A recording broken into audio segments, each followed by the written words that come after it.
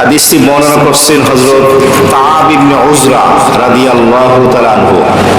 তিনি বলেন, قال رسول الله صلى الله عليه وسلم احضروا المنبر। আল্লাহর হাবিব একদিন সাহাবায়ে কেরামকে সম্বোধন করে বললেন, তোমরা আমার মিম্বরের কাছে গিয়ে হাজির হও। মসজিদে নববীর মিম্বরের নিকটবর্তী হও, সেখানে গিয়ে উপস্থিত হও। ফাহাজারনা, হাদিস বর্ণনাকারী সাহাবী বলেন, আমরা উপস্থিত সাহাবায়ে কেরাম নবীজির মিম্বরের নিকটে গিয়ে হাজির হলাম। فلما التقى درجة قال آمين فلما التقى درجة الثانية قال آمين فلما التقى درجة الثالثة قال آمين। সাহাবী বলেন, নবীজি মসজিদ নববীর এই যে মেম্বারের প্রথম ধাপে কদম মোবারক রেখে তিনি রাখলেন এবং বললেন আমিন। এরপরে দ্বিতীয় ধাপে নবীজি কদম মোবারক রাখলেন, বললেন আমিন। তৃতীয় ধাপে নবীজি কদম মোবারক রাখলেন এবং বললেন আমিন। فلما نزل قلنا يا رسول الله لقد سمعنا منك اليوم شيئا ما كنا نسمعه।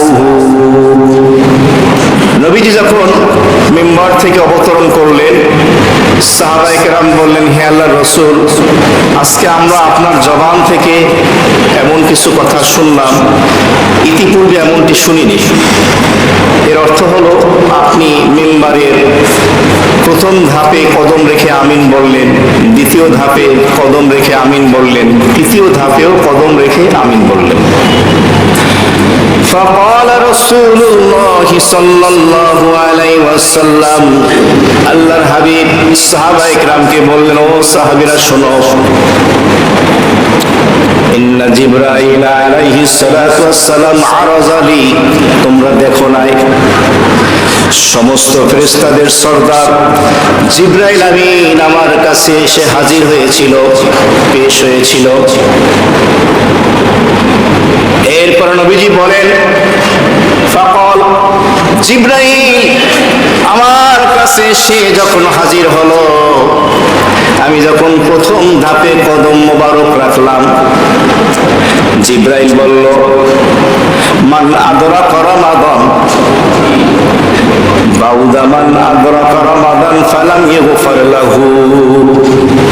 জিবরাইল বলল, যেই ব্যক্তি রমজান মাস পেল কিন্তু নিজের মাগফিরাত নসিব হলো না, অর্থাৎ আল্লাহ তাআলা থেকে ক্ষমা প্রাপ্ত হতে পারলো না, ওই ব্যক্তি আল্লাহ রাব্বুল আলামিনের রহমত থেকে ছিটকে পড়ল, দূরে সরে গেল, বঞ্চিত হলো, ধ্বংস হয়ে গেল। ফাকুলতু আমিন। নবীজি বলেন, জিবরাইলের এই দোয়া অর্থাৎ বদদোয়ার পরে আমি বললাম আমিন। ফালাম্মা রাফাইতু সানিয়া, নবীজি বলেন, এরপরে যখন আমি মিম্বারের দ্বিতীয় ধাপে কদম মোবারক রাখলাম, ফাকালা জিবরাইল, জিবরাইল বলল, বাউদা মান যুকিরতা ইনদাহু ফালাম ইউসাল্লি আলাইহি। আপনার কোন উম্মতের সামনে, আল্লাহ তাআলার কোন বান্দার সামনে আপনার নাম উচ্চারণ করা হয়েছে, ফালাম ইউসাল্লি আলাইহি, এরপরও আপনার উপরে দুরূদ পাঠ করে নাই, ওই লোকটাও আল্লাহ তাআলার রহমত থেকে দূরে সরে গেল, অনেক দূরে ছিটকে পড়ল, সে কেমন জানি ধ্বংস হয়ে গেল। ফাকুলতু আমিন। নবীজি বলেন, জিবরাইলের বদদোয়ার পর আমিও বললাম আমিন।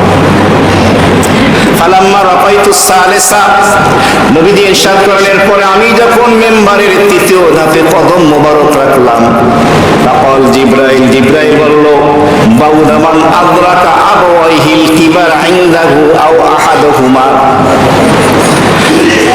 ওই ব্যক্তি আল্লাহ তাআলার রহমত থেকে অনেক দূরে সরে গেল, আল্লাহ তাআলার রহমত থেকে মাহরুম হলো, বঞ্চিত হলো, যেই ব্যক্তি তার বাবা এবং মা উভয়কে আও আহাদাহুমা অথবা দুইজনার একজনকে বার্ধক্যে পেল, তাদের খেদমত করে জান্নাত কামাই করতে পারলো না। ফালাম ইউদখিলাহুল জান্নাহ, তাদের খেদমতের মাধ্যমে জান্নাত কামাই করতে পারলো না, এই লোকটাও কেমন জানি ধ্বংস হয়ে গেল। ফাকুলতু আমিন, আমি বললাম আমিন।